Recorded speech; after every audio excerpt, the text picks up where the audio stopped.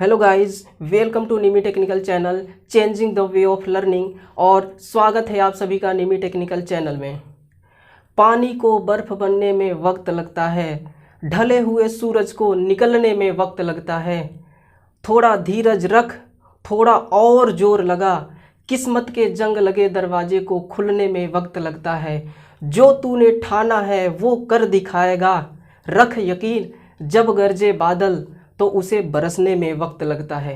तो फ्रेंड्स, आप चाहे किसी भी चीज़ की तैयारी कर रहे हो, तो चाहे वो किसी पियून का ही क्यों ना तैयारी हो, किसी पियून की जॉब के लिए ही ना क्यों आप अटेम्प्ट कर रहे हो, तो फ्रेंड्स चाहे वो जॉब छोटा हो चाहे वो बड़ा हो, उसे वक्त तो लगता है। सफलता को हासिल करने में वक्त तो लगता ही है। तो हमें इतना हड़बड़ाहट नहीं करना चाहिए, इतना जल्दबाजी नहीं करना चाहिए, हमें आराम से पढ़ना चाहिए।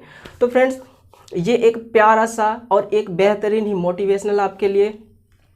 तो फ्रेंड्स, 1 2 3 4 पढ़ने के लिए हो जाओ तैयार। तो चलिए, आज मैं आपके लिए लेकर आया हूँ बहुत ही प्यारा और बहुत ही बेहतरीन एक प्यारा सा और बहुत ही खूबसूरत सा टॉपिक, जिसका नाम है ऑसिलेटर। जो कि मैंने टाइटल में लिख भी रखा है, ऑसिलेटर। अब इसमें हम ऑसिलेटर के इंट्रोडक्शन को पढ़ेंगे, ऑसिलेटर के टाइप्स को पढ़ेंगे और ऑसिलेटर के यूजेस, इसका एप्लीकेशंस कहाँ कहाँ किया जाता है, 1 बाय 1 करके फ्रेंड्स सभी चीज़ को कवर करेंगे हम।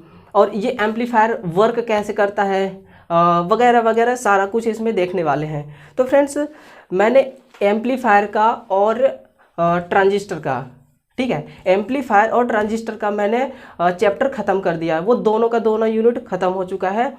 जो स्टूडेंट नहीं देखा होगा मेरा ये वीडियो, तो ये आई बटन में लिंक दे दूंगा मैं, आप यहीं से देख लेना, ठीक है। तो फ्रेंड्स चलिए, अब सबसे पहले मैं बात करूंगा इस ऑसिलेटर के बारे में कि ये ऑसिलेटर होता क्या है, ये वर्क कैसे करता है, राइट। तो मैं सबसे पहले आपको यही बताऊंगा कि ऑसिलेटर कहते किसे हैं और ये क्या चीज़ है, ठीक है। तो इसी चीज़ के मैं बारे में बात करूंगा। तो गाइस, आप लोगों ने ये देख रखा होगा कि अगर हमें एसी पावर का जनरेशन करना है, ठीक है, अगर हम एसी पावर का जनरेशन करते हैं तो हमें एक अल्टरनेटर की ज़रूरत होती है, ठीक है। अब अल्टरनेटर तो कई टाइप्स के होते हैं, वो तो एक अलग ही चैप्टर हो गया, उसे तो बाद में पढ़ेंगे। तो एसी पावर को जनरेट करने के लिए हमें अल्टरनेटर की रिक्वायरमेंट होती है, ज़रूरत होती है, जिससे हम एक एसी पावर बिल्डअप कर पाते हैं, ठीक है, उत्पादन हो पाता है। तो इस एसी पावर की जो फ्रीक्वेंसी होती है, इस एसी पावर में जो फ्रीक्वेंसी पैदा होती है अल्टरनेटर के माध्यम से, तो वो फ्रीक्वेंसी कितना होता है, वो फ्रीक्वेंसी 50 हर्ट्ज से लेकर 60 हर्ट्ज तक, ठीक है। अब जैसे हो गया हमारे इंडिया में और ब्रिटेन में, इन दोनों जगह में तो 50 हर्ट्ज होता है, और अमेरिका और यूएसए में इन दोनों जगह पे 60 हर्ट्ज हो जाता है, ठीक है।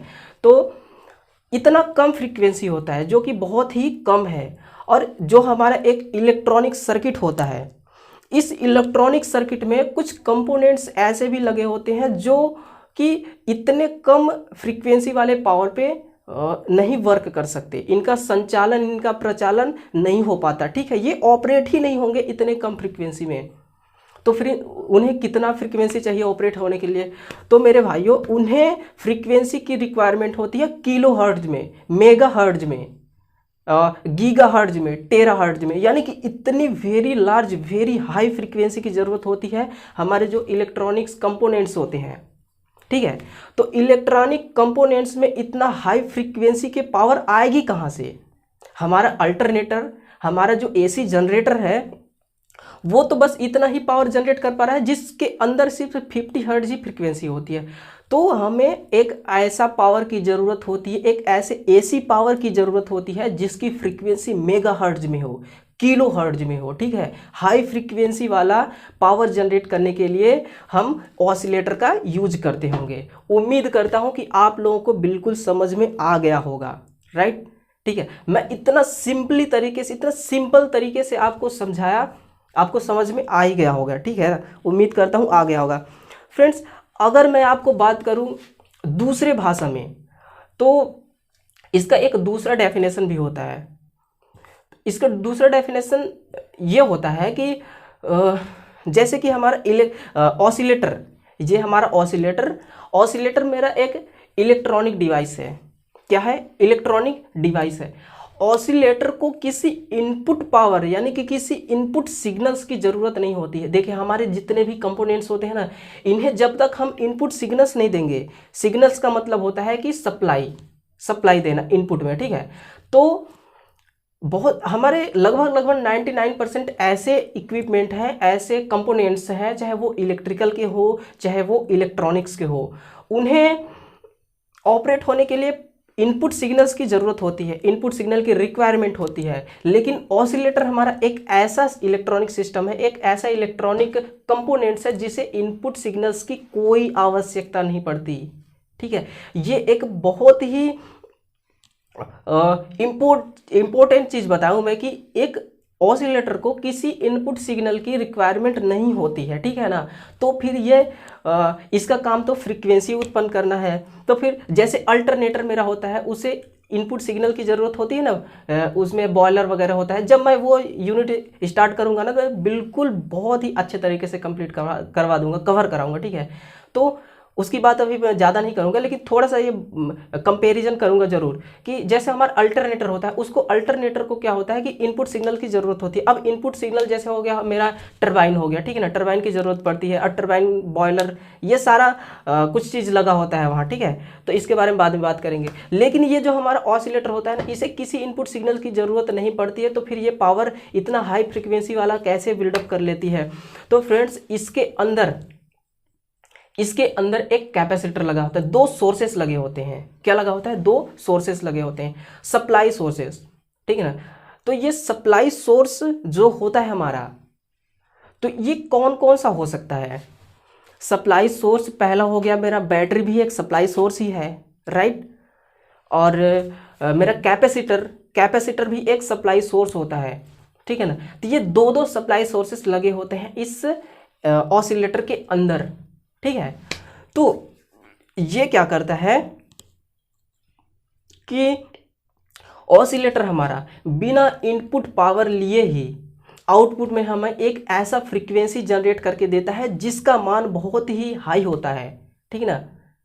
तो अब देखिए, जैसे मैंने अभी बात किया कि दो सप्लाई सोर्सेस होते हैं, उसके बारे में मैं आगे बात करूंगा, ठीक है। अभी मैं आपको बताता हूं कि ये जो हमारा एम्पलीफायर होता है, मैंने पिछले क्लास में एम्पलीफायर के बारे में पढ़ाया था। ट्रांजिस्टर का यूनिट खत्म करने के बाद मैंने एम्पलीफायर के बारे में आपको पूरा कवर कराया था, ठीक है।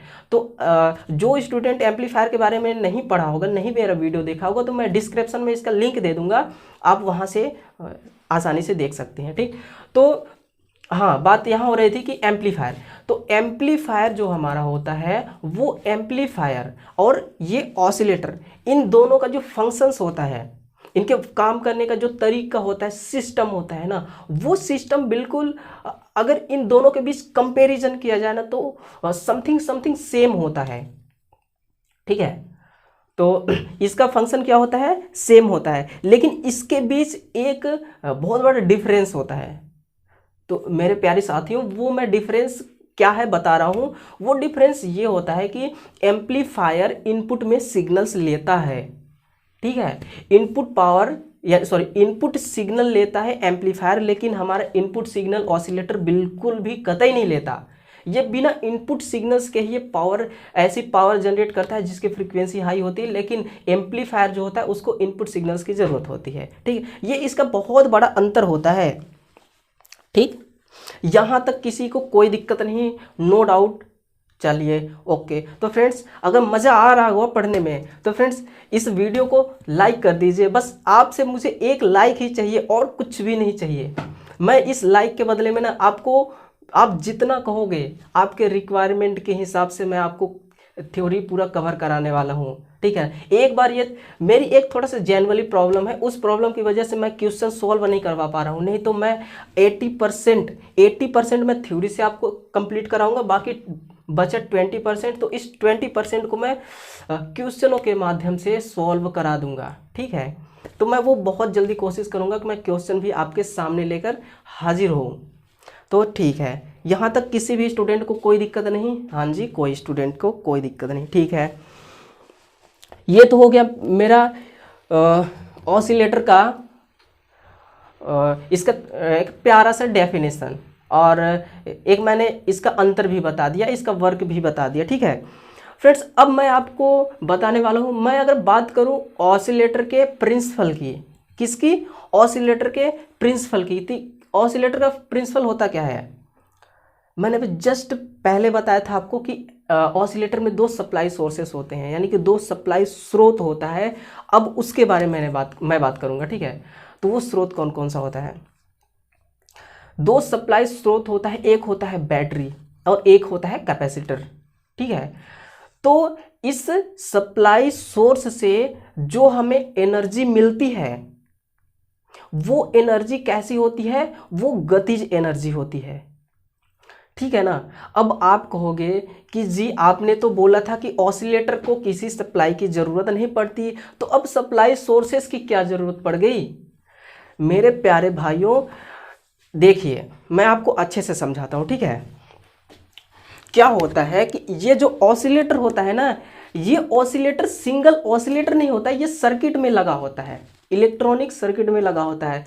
तो इलेक्ट्रॉनिक सर्किट में क्या होता है कि एक्टिव डिवाइस लगे होते हैं। अब मैं ये एक्टिव डिवाइस क्या होता है, तो चलिए इधर देखते हैं एक्टिव डिवाइस क्या होता है। फ्रेंड्स, ये जो हमारा एक्टिव डिवाइस होता है ना, एक्टिव डिवाइस होता है, तो मैं इस एक्टिव डिवाइस के श्रेणी में कौन कौन से कंपोनेंट्स आते हैं इसके बारे में चर्चा करूंगा। ठीक फ्रेंड्स, वन बाय वन करके सब कुछ देखेंगे, कोई भी चीज़ मैं नहीं छोड़ूंगा, कोई भी कसर नहीं छोड़ूंगा। आपके सिलेबस में जितना है ना, मैं उससे कहीं बढ़ के बताऊंगा। बस आप बने रहिए, इस वीडियो पे बने रहिए, इस वीडियो को बस लाइक करिए, लाइक करके बस आप लाइक करोगे ना, तो आपके लाइक से ही मैं चार्ज होऊंगा, और जब चार्ज हो जाऊंगा ना तो आपको बेसिक नॉलेज दूंगा, और वैसे भी मैं बेसिक नॉलेज ही देता हूँ। ठीक, तो ये एक्टिव डिवाइस क्या होता है सॉरी, ये जो एक्टिव डिवाइस है ना, एक होता है हमारा इलेक्ट्रॉनिक सर्किट, राइट, एक होता है मेरा इलेक्ट्रिकल सर्किट। ठीक है, ये दो टाइप्स के मेरे सर्किट हो गए। अब इलेक्ट्रॉनिक सर्किट जो एक्टिव डिवाइस होते हैं ना, जैसे मेरा transistor, amplifier, oscillator, diode, SCR, triac, diac. ठीक है, ये जितने भी मेरे कंपोनेंट्स हैं, छोटे छोटे कंपोनेंट्स हैं, हालांकि ये दिखने में ही छोटे हैं, लेकिन इनका जो फंक्शंस है ना, ये बहुत ज़्यादा है, बहुत बड़ी है इसकी फंक्शन। ठीक है, इन्हीं के दम पे तो पूरा इलेक्ट्रॉनिक सिस्टम टिका हुआ है, बाकी क्या है इलेक्ट्रॉनिक में। तो जो इलेक्ट्रॉनिक्स के कंपोनेंट्स होते हैं, इलेक्ट्रॉनिक सर्किट के कंपोनेंट्स होते हैं, वो एक्टिव डिवाइस कहलाते हैं, एक्टिव डिवाइस के श्रेणी में आते हैं।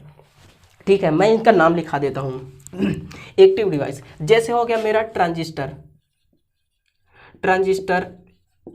एम्पलीफायर, ठीक है, और हो गया मेरा डायोड और ऑसिलेटर,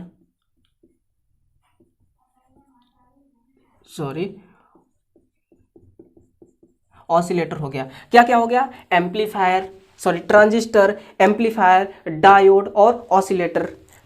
अगर और मैं बात करूं तो होता है ट्रायक, डायक।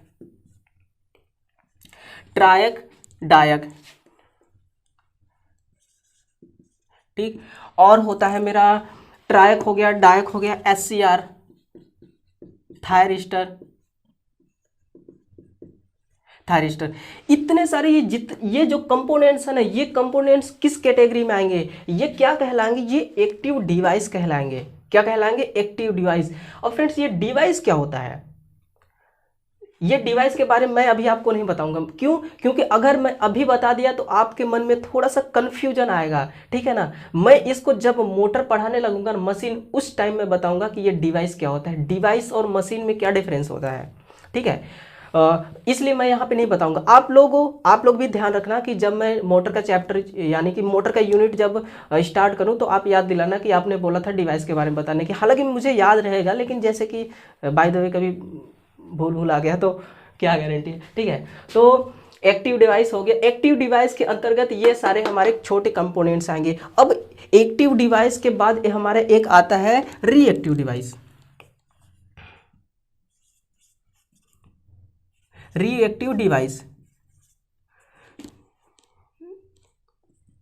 Reactive device.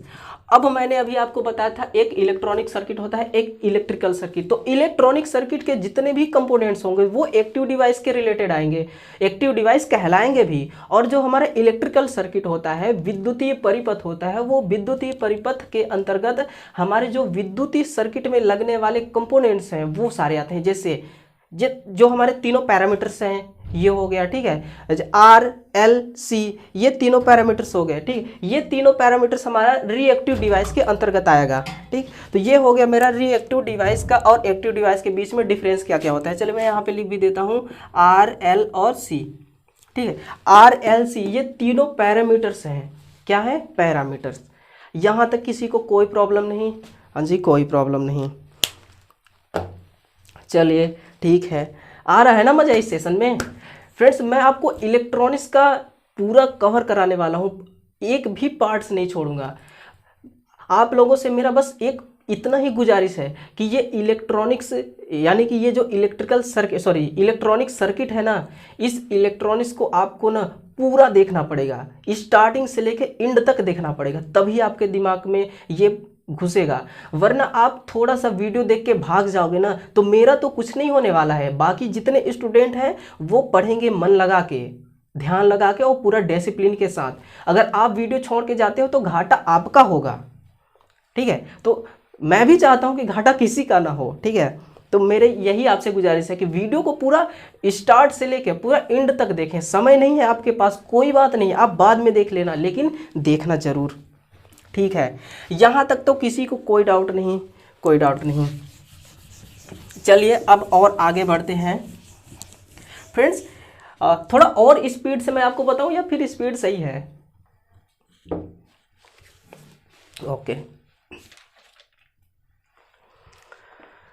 अब मैं आपको ये जो प्रिंसिपल्स बताया था ना, इस प्रिंसिपल यानी कि ऑसिलेटर के सिद्धांत के बारे में आपको प्रूफ करके दिखा रहा हूं, ठीक है, प्रूफ करके। ऑसिलेटर सिद्धांत यानी कि ऑसिलेशन प्रिंसिपल, ठीक। ये ऑसिलेटर का सिद्धांत है। मैं यहाँ पे दो सर्किट बनाऊंगा, ठीक। उन्हीं दोनों सर्किट के माध्यम से हम सब समझेंगे। देखिए यहाँ पे होता क्या है, यहाँ पे एक बैटरी होगा, ठीक है, कुछ इस तरह का बैटरी लगा होगा, ठीक। अब ये बैटरी कितना होगा, चाहे ये बैटरी आप 6 वोल्ट का ले लीजिए चाहे 12 वोल्ट का ले लीजिए, हमें तो एक समझने के लिए एग्जाम्पल ले रहे हैं ना, एग्जाम्पल के लिए। तो चलिए मैं 12 वोल्ट ही मान लेता हूँ भाई। अब इलेक्ट्रॉनिक सर्किट है, इलेक्ट्रॉनिक सर्किट में जितने भी कंपोनेंट्स होते हैं वैसे भी ये 12 से 15 वोल्ट के बीच ही काम करते हैं, तो 12 वोल्ट ही ले लेता हूँ, कोई दिक्कत नहीं यहाँ से बैटरी। अब यहाँ हमारा एक स्विच हो जाएगा, ये रहा मेरा स्विच, ठीक है, कोई दिक्कत नहीं। अब इस स्विच से एक मैं कैपेसिटर जोड़ूंगा, ठीक, कैपेसिटर जोड़ दिया, ये जोड़ दिया मैं कैपेसिटर, ठीक है। अब क्या हुआ, ऐसे होगा, थोड़ा मिस्टेक हो गया था, ठीक। अब क्या होगा कि यहां से एक कॉइल लगी होगी हमारी, इस तरह से, कुछ इस तरह से एक प्यारी सी कॉइल लगी होगी, ठीक है। अब इसी सर्किट के माध्यम से समझेंगे। एक और सर्किट मैं बना देता हूं यहां से,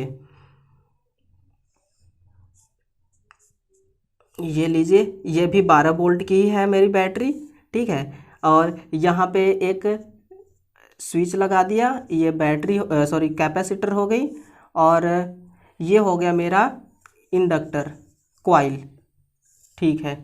अब आप कहोगे कि सेम सर्किट बना दिया, अभी सेम सर्किट से क्या प्रूफ होने वाला है, अब क्या प्रूफ करना चाह रहे हो, तो मैं धीरज रखिए, बताऊंगा मैं, ठीक है। तो फ्रेंड्स ये मेरा एक बैटरी है, ठीक है, और बैटरी है, और ये क्या है, कैपेसिटर है।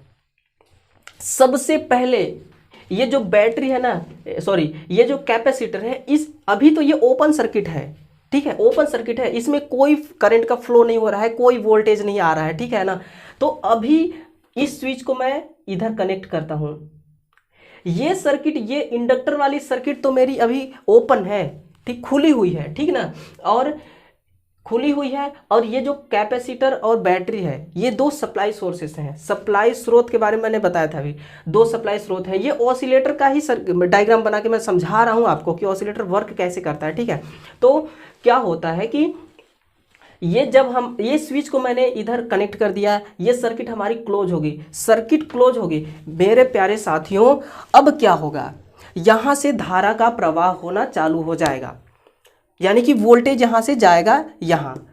किस लिए जाएगा, इस कैपेसिटर को चार्ज करने के लिए। लेकिन किस कंडीशन में जाएगा फ्रेंड्स, वोल्टेज जब हमारे पास दो सप्लाई सोर्सेस हों, ठीक है, तो इनके बीच, दोनों सोर्स के बीच डिफरेंस होना चाहिए। किसका, विभव का, वोल्टेज का डिफरेंस होना चाहिए। अभी देखिए, अभी हमारा जब स्विच ऑफ, सर्किट हमारा क्या था, डिस्कनेक्ट था, उस सिचुएशन में कैपेसिटर मेरा डिस्चार्ज था। ये कोई चार्ज इसके अंदर, यानी कि कोई भी आवेश इसके अंदर नहीं था। हाँ जी ठीक है, नहीं था। अब क्या होगा कि जैसे ही मैंने स्विच को ऑन किया, सर्किट कंप्लीट। अब यहाँ वोल्टेज 0, यहाँ पे वोल्टेज 12 वोल्ट। अब इस इस वोल्टेज के अंदर इसका भी तो कोई एक्सटर्नल रेजिस्टेंस होगा, बैटरी का कोई एक्सटर्नल रेजिस्टेंस होता है ना, तो इस एक्सटर्नल रेजिस्टेंस की वजह से कुछ वोल्टेज अंदर ही अंदर बैटरी के ड्रॉप हो जाता है, ठीक है ना। एग्जैक्ट टर्मिनल पे हमें 12 वोल्ट ही नहीं मिल पाता, हालांकि लिखा होता है बैटरी में, बैटरी 12 वोल्टेज की इसकी कैपेसिटी है, लेकिन हमें टर्मिनल पे 12 वोल्ट कभी नहीं मिलता, ना तो कभी मिल सकता है, ठीक है। तो हमें मान लीजिए 10 वोल्ट यहाँ मिला, ठीक है जी, मैं यहाँ पे 10 वोल्ट लिख देता हूँ। 10 वोल्ट हमें टर्मिनल पे मिला। अब ये 10 वोल्ट बाईपास होता हुआ, इस स्विच के थ्रू बाईपास होता हुआ इस कैपेसिटर की तरफ जा रहा है, और कैपेसिटर से फिर ऐसे जा रहा है। ये क्या हो रहा है, ये चार्ज हो रहा है अब, ठीक है। हमारी कैपेसिटर फर्स्ट टाइम में चार्ज नहीं होती। इस फर्स्ट टाइम का मतलब कि मैंने अगर इसको सप्लाई से कनेक्ट कर दिया तो ये चार्ज हो गया, ऐसा नहीं होता फ्रेंड्स। ये चार्ज हमारा फर्स्ट टाइम पे, यानी कि फर्स्ट टाइम, ठीक है, कैपेसिटर मेरी फर्स्ट टाइम पे 63.2% ही चार्ज होती है, 100% कभी चार्ज नहीं होती। इस चीज को आप नोट कर लीजिए, ये एग्जाम में चाहे आए चाहे ना आए कोई दिक्कत नहीं, आपके नॉलेज के लिए जरूर आना चाहिए, ठीक है। तो कैपेसिटर फर्स्ट टाइम पे 33 यानी कि 63.2% चार्ज होगा, कोई दिक्कत नहीं जी। आगे चलिए, अब सेकेंड टाइम में क्या होता है कि सेकेंड टाइम में मेरा कैपेसिटर 86.4% चार्ज होगा। कितना, दूसरे टाइम में 86.4% वो होगा चार्ज, ठीक है। कहने का मतलब मेरा पहले बार में तो 63% चार्ज हो जाएगा। अब इस 63 और 86 के बीच में जितना अंतर होगा ना, उतना ही चार्ज होगा सेकेंड टाइम में, और इसको भी मिला देंगे तो ये 86.4% हो जाएगा। फिर थर्ड टाइम में कितना चार्ज होता है, थर्ड टाइम में होता है 95.0.3%। ये देखिए, यानी कि पहले टाइम में 63.2%, सेकेंड टाइम में 84.4% और थर्ड टाइम में 95.03% हमारा कैपेसिटर चार्ज हो गया। अभी मेरा कैपेसिटर चार्ज नहीं हुआ है, और जब तक ये फुल चार्ज नहीं होगा ना, वोल्टेज यहाँ आता रहेगा, वोल्टेज आता रहेगा, कोई दिक्कत नहीं, आने दीजिए, ठीक है। हम भी यही चाहते हैं। अब यहाँ फोर्थ टाइम, और फोर्थ टाइम में कितना, फोर्थ टाइम में होता है 98.02%, ठीक है, 98.02%। अब हमारी कैपेसिटर चार्ज हो रही है धीरे धीरे 100% के पास। देखिए 98.02% 100% के आसपास ही है ना, तो हमारी ये कैपेसिटर फुल चार्ज हो रही है, ठीक है। यहाँ पे चलिए मैं लिख देता हूँ बैटरी और ये कैपेसिटर, ठीक है, कोई दिक्कत नहीं। अच्छा लग रहा है ना सेशन, तो साथियों वीडियो को लाइक करते रहना। अब एक काम करो, बस मैं 5 सेकेंड के लिए स्टॉप होता हूँ, आप इस वीडियो को शेयर कर दो अपने साथियों के साथ, ताकि वो भी कनेक्ट हो सके हमारे साथ। और जब मिल के पढ़ेंगे ना, तो साथियों मिल के पढ़ने का तो कुछ अंदाज ही अलग होता है, ठीक है। चलिए शेयर वेयर कर देना, ठीक है। और फोर्थ टाइम देखिए, फर्स्ट सेकेंड थर्ड फोर्थ, ठीक। अब फिफ्थ टाइम में कितना होगा, फिफ्थ टाइम में हमारा हो जाता है 99.01% ठीक। तो फिफ्थ टाइम तक में हमारा कैपेसिटर चार्ज हो जाता है, वो भी 99.01% ही। अभी फिफ्थ सिक्स टाइम में फिर से होता है 0.03, फिर होता है 0.04, फिर हो जाता है 100%, ठीक है ना। लेकिन मैं फिफ्थ तक ही लेके चलूँगा। अब तो फिफ्थ टाइम में मेरा कैपेसिटर चार्ज होगा। अब मेरा कैपेसिटर चार्ज हो गया, ठीक है। अब कैपेसिटर तो चार्ज हो गया, ठीक। अब कैपेसिटर को हम चार्ज किस लिए किया है भैया, इसका कोई ना कोई तो काम होगा, तभी तो चार्ज किए हैं। तो चलिए दूसरे डायग्राम के थ्रू समझते हैं। अब ये जो स्विच है मेरा, इस स्विच को मैं इसके साथ कनेक्ट कर दूंगा। अब इसके साथ पहले इसके साथ, इस सोर्स के साथ कनेक्ट था, बैटरी के साथ। अब मेरा कैपेसिटर चार्ज हो चुका है, बैटरी की कोई ज़रूरत नहीं भैया, बैटरी अलग हो जाओ, हो गया अलग। अब स्विच के थ्रू हमने चार्ज किधर कनेक्ट कर दिया, सर्किट को क्लोज किधर किया, इस कॉइल के थ्रू। अब भैया इस कॉइल को क्या करेंगे चार्ज करके, सॉरी एक बात और बताना मैं भूल गया कि कैपेसिटर चार्ज को किस फॉर्म में यानी कि किस रूप में स्टोर करता है। फ्रेंड्स ये जो हमारा इलेक्ट्रिक होता है ना, विद्युत, ये विद्युत के बहुत सारे फॉर्म होते हैं, बहुत सारे रूप होता है। विद्युत तो एक एनर्जी है, ठीक। तो इस एनर्जी का रूप बहुत तरह का होता है। तो ये किस रूप में एनर्जी को स्टोर करता है कैपेसिटर, कोई बता सकता है मेरे को? ठीक है, तो चलिए मैं बताता हूँ। क्या होता है कि ये बैटरी इलेक्ट्रोस्टैटिक एनर्जी के रूप में ये स्टोर करता है पावर को। किस रूप में? इलेक्ट्रोस्टैटिक एनर्जी, ठीक। कोई दिक्कत नहीं, चलिए सब बढ़िया है। अब आगे चलते हैं। क्या है कि अब देखिए, अब मैंने स्विच को, सेकेंड सर्किट में स्विच को किधर कनेक्ट कर दिया, इस कॉइल के थ्रू। अब हमारी सप्लाई इसके अंदर भी अब 12 वोल्ट आ गई, सॉरी 12 नहीं 10 वोल्ट ही आएगी। क्यों? क्योंकि 2 वोल्ट तो अंदर ही ड्रॉप हो गया था एक्सटर्नल रेजिस्टेंस के कारण। बैटरी का एक्सटर्नल रेजिस्टेंस होता है ना, हाँ, तो उसके वजह से तो 10 वोल्ट ही मिला था ना, यहाँ मैं लिखा था ना, आप देखिए। तो ये 10 वोल्ट चार्ज हो गया। अब इस 10 वोल्ट से क्या हुआ, ये सर्किट हमारा, जब तक सर्किट हमारा ओपन रहेगा तो कोई धारा का प्रवाह नहीं होगा। धारा का प्रवाह होने के लिए सर्किट कंप्लीट होना चाहिए। सर्किट कंप्लीट हमने कर दिया स्विच के माध्यम से। चलिए यहाँ तक कोई दिक्कत नहीं, किसी को कोई दिक्कत, नो दिक्कत। अब क्या हुआ कि ये वोल्टेज, ये पावर कहाँ जाएगा? अब ये पावर हमारी इस कॉइल में जाएगी। कहाँ जाएगी? इस कॉइल में जाएगी, ठीक है। कॉइल में जाने दीजिए, कोई दिक्कत नहीं। जब कॉइल में जाएगी हमारी ये पावर, तो ये, अब यहाँ पॉइंट वाली बात है दोस्तों, पॉइंट वाली बात ये है कि बैटरी हमारा पावर को किस रूप में स्टोर किया था? इलेक्ट्रोस्टैटिक के रूप में, ठीक है, स्थिर विद्युत के रूप में। लेकिन कॉइल हमारा विद्युत चुंबकीय रूप में पावर को स्टोर करता है। किस रूप में? विद्युत चुंबकीय। मैं यहाँ पे लिख देता हूँ, विद्युत चुंबकीय रूप में पावर को स्टोर करता है, ठीक है। अब ये क्या हुआ, पावर यहाँ से आने लगा, पावर को ये स्टोर कर लिया विद्युत चुंबकीय रूप में, ठीक है।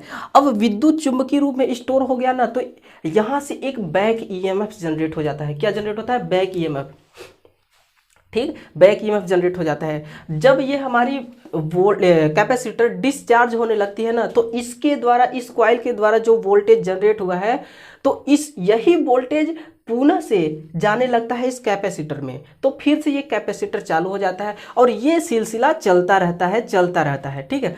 तो ऐसा करने से, अब ये सब पूरा तामझाम करने से क्या मिला आपको? इसका मतलब होता है कि ऑसिलेटर फ्रीक्वेंसी कैसे जनरेट करता है, ठीक। ऑसिलेटर फ्रीक्वेंसी कैसे जनरेट करता है, तो इस तरह से ऑसिलेटर के अंदर फ्रीक्वेंसी जनरेट होती है। ऑसिलेटर के अंदर पावर दिया जाता है, लेकिन जो डीसी पावर दिया जाता है ना, तो ऑसिलेटर के अंदर जो एम्पलीफायर और ट्रांजिस्टर लगे होते हैं उसको बायसिंग करने के लिए पावर दिया जाता है, ना कि ऑसिलेटर को इनपुट के लिए पावर दिया जाता है। क्लियर? चलिए यहाँ से कोई दिक्कत नहीं, किसी को, सबको समझ में आ गया उम्मीद करता हूँ। फ्रेंड्स ये सॉरी, ये तो मैंने मिटा दिया, आप लोगों ने लिखा ना, ठीक है, लिख लिया करो यार, ये कोई फालतू की चीज़ नहीं है, ये आपके काम की ही चीज़ है, आपके नॉलेज की चीज़ है। फ्रेंड्स मैं आपको बताऊं, चलिए मैं आपको एक अच्छी सी बात बताता हूं। फ्रेंड्स इसरो, डीआरडीओ, इतने बड़े बड़े कंपनी में गवर्नमेंट जॉब पाना गर्व की बात होती है, ठीक है। और इसका सबसे पहला स्टेप होता है एग्जाम को क्रैक करना। राइट। और एग्जाम को आप क्रैक तभी कर पाओगे जब छोटी सी छोटी चीज पे आप ध्यान दोगे, ठीक है ना। जब आप छोटी सी चीज पे ध्यान दोगे ना, तभी जाके आपका एग्जाम क्वालिफाइड हो पाएगा। क्यों? क्योंकि आपके एग्जाम में कौन सा क्वेश्चन इंपॉर्टेंट हो जाए। आप क्या करते हो कि जो बुक में दिया होता है या फिर जो क्यूबी में दिया होता है क्वेश्चन सीरीज में, ठीक है ना, क्वेश्चन बैंक में, तो उसी को जो क्वेश्चन आया रहता है वो चीज़ आपको इंपॉर्टेंट लगता है, जो चीज़ नहीं आया होता है वो इंपॉर्टेंट नहीं लगता। तो फ्रेंड्स आप ऐसा करो ना, हर एक चीज़ को इंपॉर्टेंट समझ के पढ़ो। कोई भी क्वेश्चन आए कोई दिक्कत नहीं, हमने तो इसका स्टडी पहले से ही कर रखा है, ठीक। तो फ्रेंड्स गर्व की बात तो तभी होगी जब आप एग्जाम क्रैक करोगे, और एग्जाम तभी आप क्रैक करोगे जब छोटी से छोटी नॉलेज को भी आप इम्पोर्टेंट समझोगे, ठीक है ना। नोट करने वाली बात है दोस्तों, ठीक है। चलिए यहाँ तक किसी भाई को कोई दिक्कत नहीं होगी।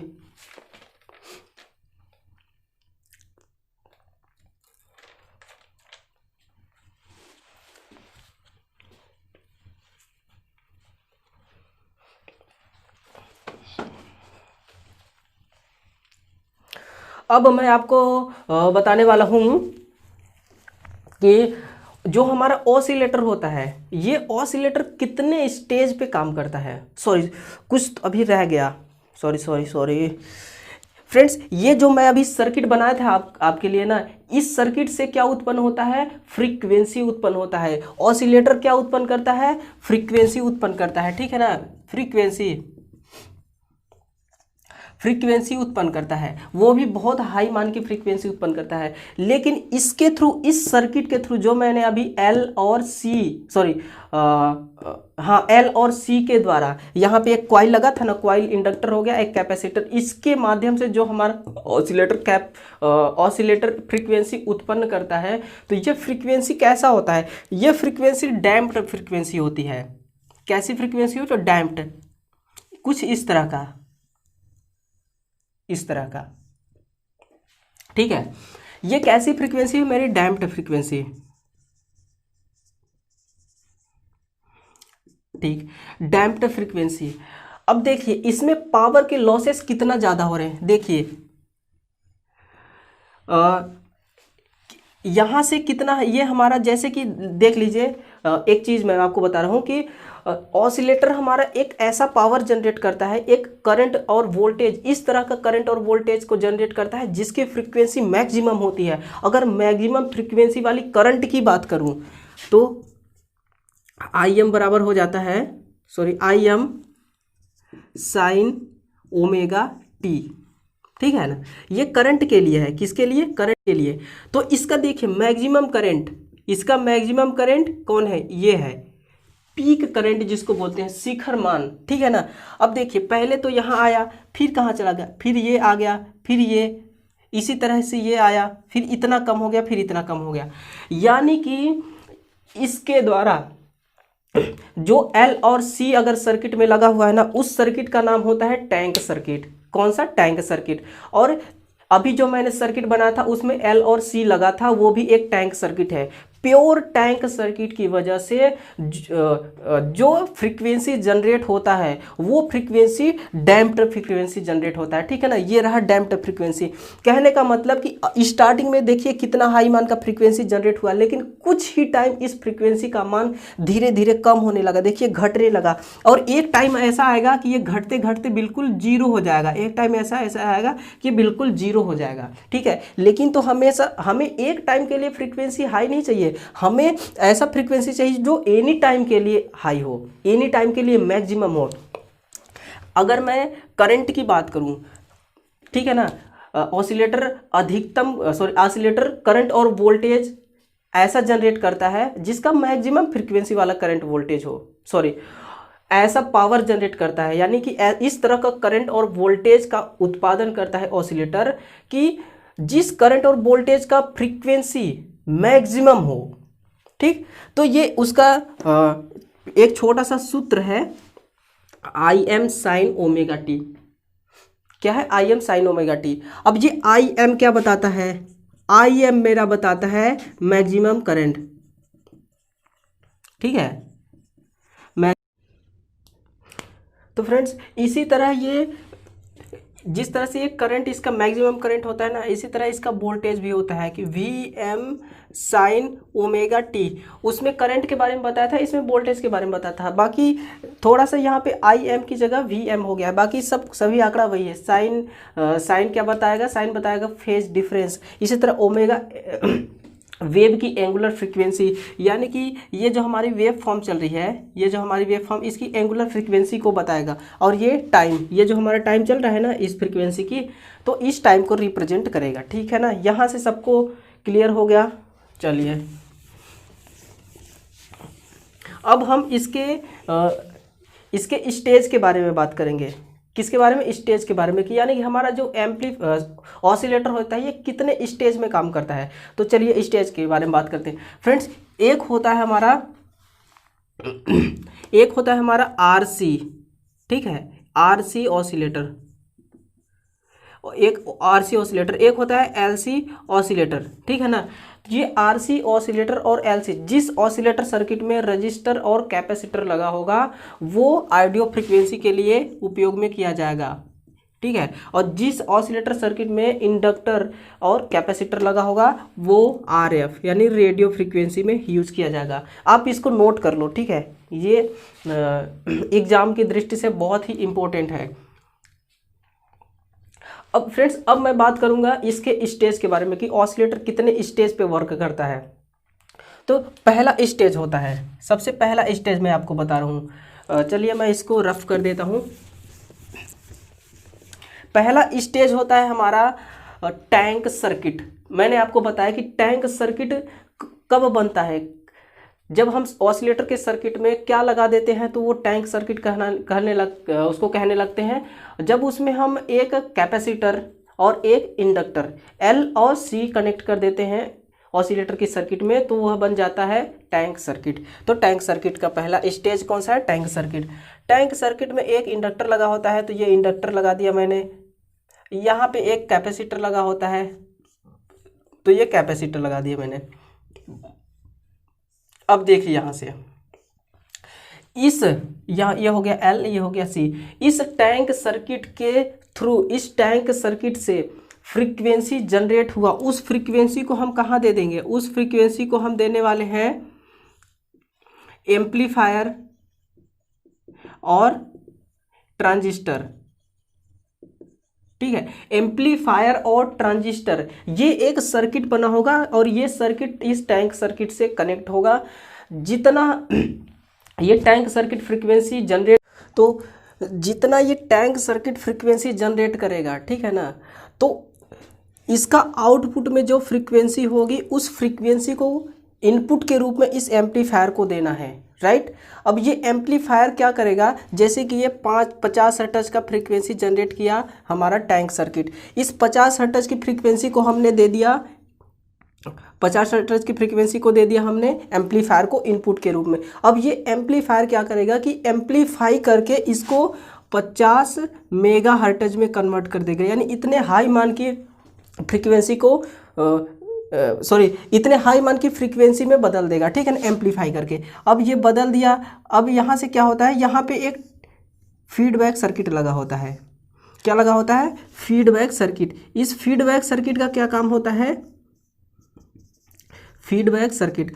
अब ये फीडबैक सर्किट को दे दिया जाता है ये हाई मान की फ्रीक्वेंसी को। अब यहीं से हम आउटपुट ले लेते हैं, हमें आउटपुट चाहिए ना, हम फ्रीक्वेंसी को जनरेट किस लिए कर रहे हैं, अपनी रिक्वायरमेंट, अपनी काम को पूरा करने के लिए। हमारे पास एक ऐसा इलेक्ट्रॉनिक सर्किट है जिसमें हमें मेगा हर्ट्ज की फ्रीक्वेंसी चाहिए, तो मेगा हर्ट्ज की फ्रीक्वेंसी आ गई हमारी यहाँ पे, 50 मेगा हर्ट्ज की फ्रीक्वेंसी फीडबैक सर्किट में आ गई। इस फीडबैक सर्किट से हम आउटपुट के रूप में फ्रीक्वेंसी ले लेंगे। ठीक है ना, लेकिन 100% कहने का मतलब कि 50 मेगा हर्ट्ज की फ्रीक्वेंसी जो जनरेट हुआ है उतना पूरा हमें आउटपुट में नहीं लेना है, कुछ फ्रीक्वेंसी हमें इनपुट के तौर पे इस टैंक सर्किट को भी देना है। अब कितना आउटपुट में हम फ्रीक्वेंसी लेंगे और कितना फ्रीक्वेंसी इस टैंक सर्किट को देंगे, ये कौन डिसाइड करेगा, ये फीडबैक सर्किट डिसाइड करेगा। ठीक है ना, यहाँ तक किसी को कोई दिक्कत नहीं होना चाहिए। ठीक, यहाँ तक समझ में आ गया। अब इसके द्वारा जो फ्रीक्वेंसी जनरेट होता है, इस एल और सी के द्वारा जो फ्रीक्वेंसी जनरेट होता है वो फ्रीक्वेंसी बिल्कुल अनडैम्प्ड फ्रीक्वेंसी होता है। कैसी होती है? Undamped frequency. ये देखिए इसका वेव फॉर्म, ये इसका टाइम चल रहा है, ठीक ना।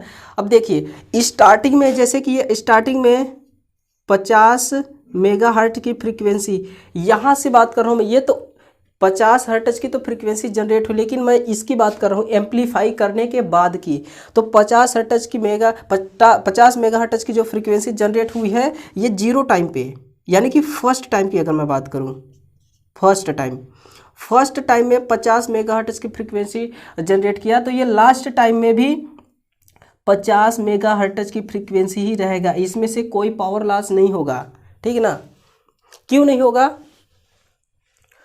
क्योंकि ये जो हमारा एल और सी लगा होता है टैंक सर्किट में, ये बिल्कुल आदर्श होता है, और जो चीज़ आदर्श होता है उसमें कोई हानि नहीं होती है, इसलिए, ठीक है ना। तो फ्रेंड्स मैंने आपको बताया था कि एक ऑसिलेटर में सर्किट होता है जिसको हम डीसी सप्लाई देते हैं, तो चलिए उसके बारे में थोड़ा सा बात कर लेते हैं। देखिए अब यहाँ पे एम्पलीफायर ट्रांजिस्टर सर्किट लगा हुआ है, तो जो डीसी सप्लाई देते हैं इस एम्पलीफायर के अंदर, तो ये जो एम्पलीफायर लगा होता है ना, इस एम्पलीफायर को, सॉरी, ऑसिलेटर के अंदर जो एम्पलीफायर लगा हुआ है, इस एम्पलीफायर को बायसिंग करने के लिए, किसके लिए? बायसिंग करने के लिए हम डीसी सप्लाई देते हैं, ना कि ऑसिलेटर को इनपुट के लिए, ठीक है। तो यहाँ से ये कवर हो गया। तो फ्रेंड्स ये तो समझ में आ गया सबको ना। चलिए एक बार और समझा देता हूँ आपको। ये हमारा हो गया एलसी सर्किट, ये रहा मेरा कॉइल, ये रहा मेरा कैपेसिटर, ठीक है। कैपेसिटर अभी चार्ज है, कैपेसिटर चार्ज है। इस सर्किट के थ्रू एक 50 हर्ट्ज का फ्रीक्वेंसी डेवलप हुआ। इस 50 हर्ट्ज की फ्रीक्वेंसी को हम इनपुट के रूप में एम्पलीफायर को दे दिए। जब ये एम्पलीफायर एम्पलीफाई करने के बाद इस 50 हर्ट्ज फ्रीक्वेंसी को 50 मेगा हर्ट्ज फ्रीक्वेंसी में कन्वर्ट कर दिया। अब इस 50 मेगा हर्ट्ज की फ्रीक्वेंसी को ट्रांसफर कहाँ कर दिया? फीडबैक सर्किट में। फीडबैक सर्किट डिसाइड करेगा कि हमें आउटपुट में कितना हर्ट्ज की फ्रीक्वेंसी देना है, और पुनः इस टैंक सर्किट को इनपुट के रूप में कितना फ्रीक्वेंसी देना है, ठीक है ना। ये कौन डिसाइड करेगा? ये फीडबैक फ्रीक्वेंसी डिसाइड करेगा। और इस सर्किट के थ्रू जो हमारा वेव फॉर्म, यानी कि जिस वेव फॉर्म की फ्रीक्वेंसी तैयार हो रही है, ये प्योर साइनसोइडल वेव फॉर्म वाली है फ्रीक्वेंसी, और ये अनडैम्प्ड नहीं है, ये अनडैम्प्ड है, डैम्प्ड फ्रीक्वेंसी नहीं है। डैम्प्ड फ्रीक्वेंसी का मतलब होता है कि फर्स्ट टाइम में तो ये मेगा हर्ट्ज या किलो हर्ट्ज इतने हाई मान का फ्रीक्वेंसी जनरेट करेगा, लेकिन कुछ ही टाइम में वो वीक होता जाता है, और एक टाइम ऐसा आता है कि वो फ्रीक्वेंसी बिल्कुल जीरो हो जाती है। लेकिन देखिए यहाँ फर्स्ट में भी और लास्ट में भी, यहाँ फर्स्ट में 50 मेगा हर्ट्ज है तो लास्ट में भी 50 मेगा हर्ट्ज ही है, बिल्कुल कोई दिक्कत नहीं है, ठीक है ना। तो ये तो हो गया इसका सर्किट डायग्राम के थ्रू, फ्रीक्वेंसी कैसे जनरेट हुआ, ये फीडबैक कैसे काम करता है, एम्पलीफायर, ट्रांजिस्टर क्या वगैरह वगैरह सब कुछ बता दिया, ठीक है ना। यहाँ से किसी को कोई दिक्कत नहीं होना चाहिए, कोई दिक्कत, नो दिक्कत। चलिए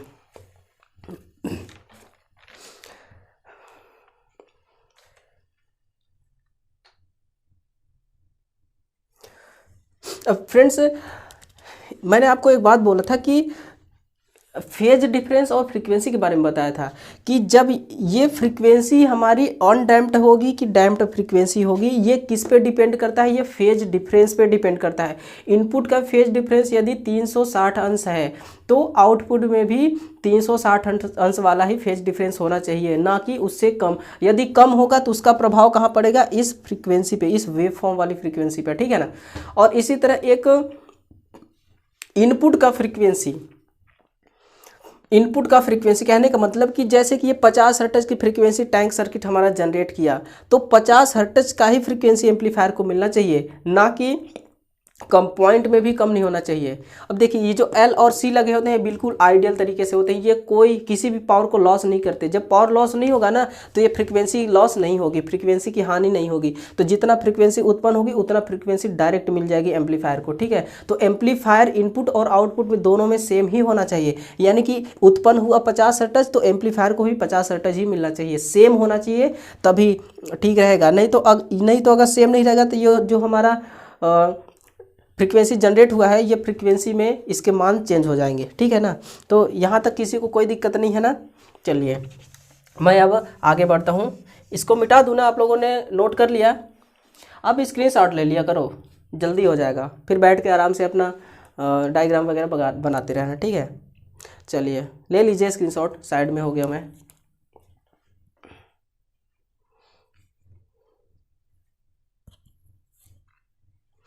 चलिए अब आगे बढ़ते हैं। अब हम पढ़ेंगे ऑसिलेटर के टाइप्स, ऑसिलेटर के कितने प्रकार होते हैं। ठीक है, तो ऑसिलेटर के कितने प्रकार होते हैं भैया बताइए, कोई बताएगा मुझे?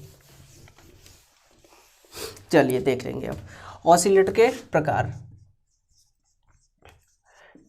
Types of oscillator. ठीक है ना, टाइप्स ऑफ ऑसिलेटर। तो ऑसिलेटर कितने टाइप्स के होते हैं? पहला टाइप्स होता है हमारा हार्टले ऑसिलेटर। हार्टले ऑसिलेटर, इस हार्टले ऑसिलेटर का क्या काम है फ्रेंड्स? चाहे ऑसिलेटर का कोई भी प्रकार हो, हालांकि इसका काम तो फ्रीक्वेंसी को जनरेट करना ही है ना, तो ये फ्रीक्वेंसी को जनरेट करता है। किस तरह की फ्रीक्वेंसी को जनरेट करता है ये चलिए देखते हैं। Non sinusoidal frequency, wave form वाली फ्रीक्वेंसी। ठीक है, नॉन साइनुसोइडल वेव फॉर्म वाली फ्रीक्वेंसी जनरेट करता है हार्टले ऑसिलेटर। मैंने जस्ट अभी बताया था आपको कि अगर फेज डिफरेंस समान नहीं रहेगा तो साइनुसोइडल वेव फॉर्म वाली फ्रीक्वेंसी जनरेट नहीं हो सकती बिल्कुल भी। तो यहाँ से क्या पता चलता है कि हार्टले ऑसिलेटर सर्किट में फेज डिफरेंस समान तो नहीं है। ठीक ना, इसीलिए नॉन साइनुसोइडल वेव फॉर्म वाली फ्रीक्वेंसी ये जनरेट कर रहा है। और इसका यूज कहाँ किया जाता है? इसका यूज किया जाता है रेडियो फ्रीक्वेंसी में। कहाँ? रेडियो फ्रीक्वेंसी में इसका यूज किया जाता है, रिसीवर में इसका यूज किया जाता है। ठीक ना, तो इस रिसीवर और इस रेडियो फ्रीक्वेंसी देखते हैं। जो रेडियो तो आप लोगों ने देख ही रखा होगा, रेडियो में क्या होता है? मेगा हर्ट्ज में फ्रीक्वेंसी होती है, बहुत सारे सिग्नल्स होते हैं, उन्हीं सिग्नल्स में जो प्रोग्राम चल रहा होता है तो उस फ्रीक्वेंसी को हम सेट करके और फिर उस प्रोग्राम को हम सुनते हैं। ठीक है ना, तो ये रेडियो फ्रीक्वेंसी में मेगा हर्ट्ज की फ्रीक्वेंसी होती है। ये तो हार्टले ऑसिलेटर मेगा हर्ट्ज की ही फ्रीक्वेंसी को जनरेट करता है, लेकिन इसकी दिक्कत क्या है कि ये प्योर साइनुसोइडल वेव फॉर्म वाली फ्रीक्वेंसी को जनरेट नहीं करता। ठीक, एग्जाम की दृष्टि से जो जो चीज़ मुझे इंपॉर्टेंट लग रहा है मैं उस चीज़ को लिखा दे रहा हूँ। ठीक है ना, यूज पूछता है इसका ज़्यादा तो यूज मैंने लिखा दिया। और दूसरा होता है कॉलपिट। दूसरा क्या होता है? कॉलपिट ऑसिलेटर। ठीक है, तो ये कॉलपिट ऑसिलेटर क्या करता है? अब देखिए इसमें कमी क्या है, हार्टले ऑसिलेटर में एक कमी है कि ये प्योर साइनुसोइडल वेव फॉर्म वाली फ्रीक्वेंसी जनरेट नहीं करता। तो इसको इम्प्रूव करके हम कॉलपिट ऑसिलेटर सर्किट को बनाए हैं। ठीक है ना, तो कॉलपिट ऑसिलेटर सर्किट क्या करता है? ये प्योर साइनुसोइडल वेव फॉर्म वाली फ्रीक्वेंसी, ठीक है ना, pure sinusoidal wave form frequency generate करता है। ठीक है, और इसकी एक खास बात यह है कि ये 100 मेगाहर्ट्ज की फ्रीक्वेंसी जनरेट करता है, जो कि बहुत ही ज़्यादा है। अगर मैं इसको मेगाहर्ट्ज में कन्वर्ट करूं तो ये बन जाता है 1 लाख फ्रीक्वेंसी, 1 लाख हर्ट्ज की फ्रीक्वेंसी। ठीक है ना, 1 लाख हर्ट्ज की, सॉरी 1 लाख नहीं, ये मेगा में है ना। मेगा का मतलब कितना होता है? 10⁻³ हर्ट्ज। कितना होता है? 10⁻, उतना ही हो जाएगा, समझ रहे हैं ना, उतना ही हो जाएगा जितना मैं बोल रहा हूँ। कुछ मुझे आंकड़ा सही नहीं लग रहा है फ्रेंड्स, मैं आपको गलत नहीं बताऊंगा, भले मैं कम नॉलेज दूं आपको, लेकिन मैं आपको गलत नहीं बताऊंगा। ठीक है ना, तो ये 10 मेगा, थोड़ा सा डाउट लग रहा था उसमें, 100 मेगा हर्ट्ज की फ्रीक्वेंसी जनरेट करता है, जो कि बहुत ही हाई रेंज की फ्रीक्वेंसी है। ठीक है ना, तो इसका उपयोग कहाँ किया जाए? ऑडियो फ्रीक्वेंसी में। किसमें? ऑडियो फ्रीक्वेंसी में इसका यूज़ किया जाता है। कंप्यूटर में इसका, CRO में इसका यूज़ किया जाता है। कहाँ? CRO में भी यूज़ किया जाता है। तो ये इसका यूज के बारे में हो गया। और तीसरा होता है हार्टले हो गया, कॉलपिट हो गया, RC फेज शिफ्ट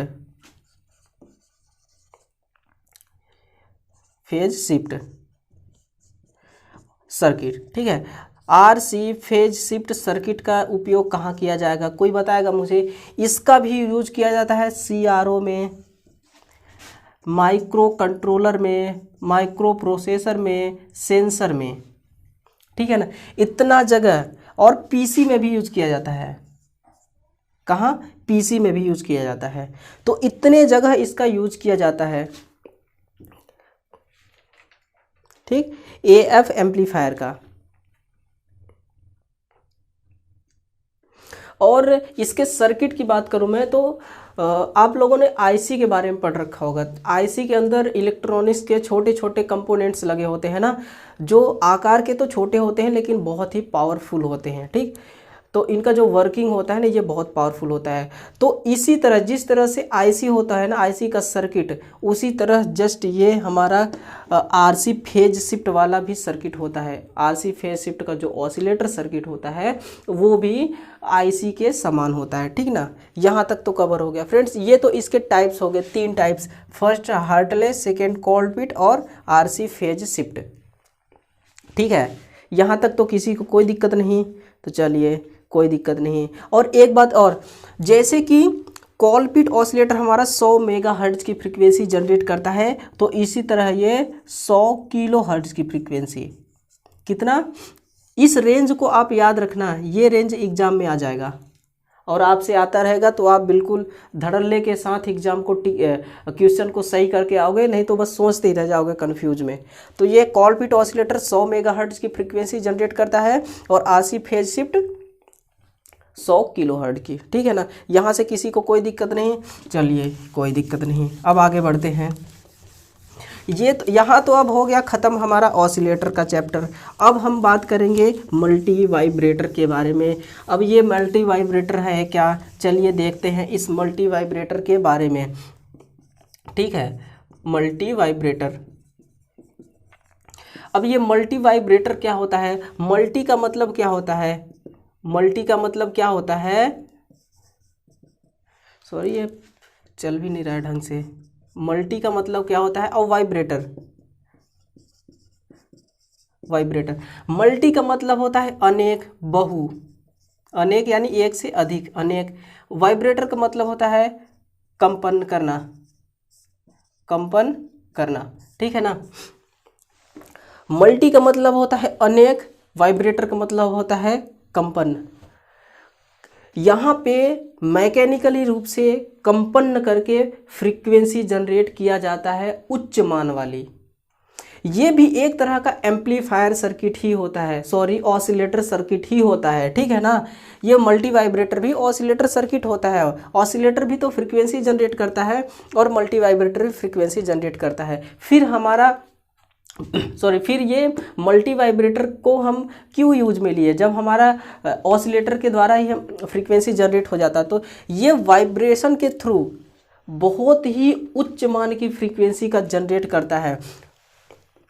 जितना ज़्यादा गति से, जितनी तेज गति से वाइब्रेशन होगी, उतनी ही तेज गति से हमारे यहाँ फ्रीक्वेंसी जनरेट होगा। यदि इस वाइब्रेशन की गति बहुत ही ज़्यादा तेज रहेगी, ठीक है ना, तो कुछ इस तरह की फ्रीक्वेंसी जनरेट होगी जो उच्च मान वाली फ्रीक्वेंसी होगी।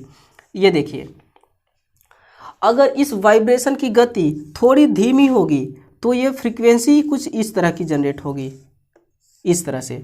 तो वाइब्रेट कितना कर रहा है, एक तो बोल रहा है कि अनेक यानी कि मल्टी, एक से अधिक, अनेक, अनेक वाइब्रेशन हो रहे हैं ना, अनेक वाइब्रेशन।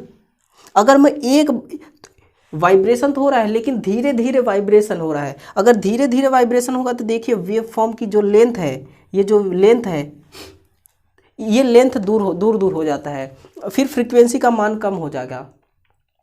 ठीक, तो इसकी फ्रीक्वेंसी किस पे डिपेंड करती है, इस वाइब्रेशन पे, इस कंपन पे डिपेंड करती है, ठीक ना। और इसका यूज किया जाता है पीसी में, कहाँ, कंप्यूटर, पर्सनल कंप्यूटर में, ठीक है।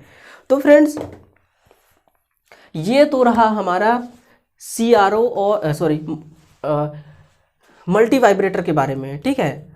अब हम ऑसिलेटर का पूरा चैप्टर कवर कर चुके हैं एक ही वीडियो में। ऑसिलेटर का कोई भी पार्ट्स नहीं बचा। मैंने इसके यूज के बारे में, टाइप्स के बारे में, इसके एप्लीकेशंस के बारे में, सर्किट और इसका वर्किंग प्रिंसिपल वगैरह वगैरह सब कुछ समझा दिया आपको, और उम्मीद करता हूँ समझ में भी आया होगा। और आप लोग नोट बनाया करो, ठीक है, आपके लिए ही अच्छा रहेगा। तो फ्रेंड्स चलिए अब मिलते हैं अगले वीडियो में। फ्रेंड्स अब हमारी मुलाकात होगी नेक्स्ट वीडियो में। तो चलिए, ओके, थैंक यू।